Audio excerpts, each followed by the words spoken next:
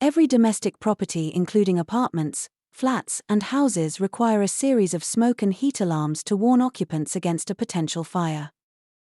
It is important that your home has adequate fire protection in order to give you a pre-warning so you can escape the property to prevent injury or death. The time it takes for a small flame to spread in a room can take up to 30 seconds. And a house can take as little as 5 minutes to be fully engulfed in flames. In this video you will learn the types of alarms and their installation locations. Every level of your home requires at least one alarm, inside and outside of sleeping areas.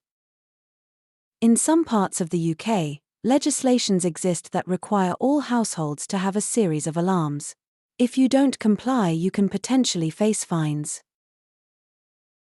Smoke alarms should be installed outside of sleeping areas but also inside if possible, for extra security.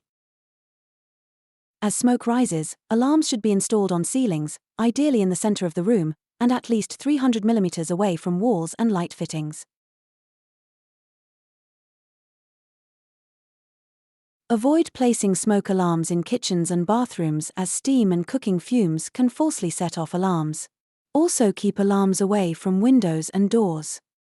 Installing battery-powered smoke alarms is quick and easy with the right tools. Replace your alarms every 10 years but also ensure to test regularly by pressing the test button. It is useful to write the date of installation on the side of the alarm so you know when to next replace it. To keep your alarm in full working condition, loyalty hoover the alarm round the sides and do not use cleaning products on it.